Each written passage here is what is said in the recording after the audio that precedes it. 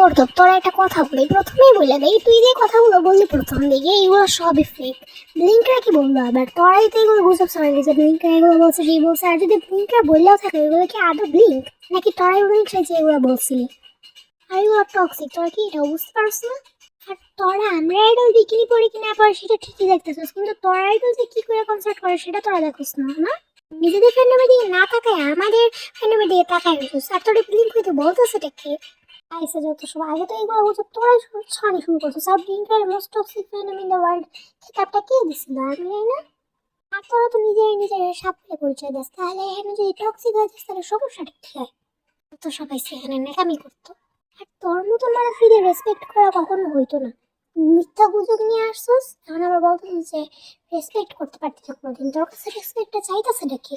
গুজব বিশ্বাস করছ তুই, আবার তুই রেসপেক্ট করতে আইডল রাই না? আর তোর আইডল কি তোর এই শিখিয়ে দিচ্ছে?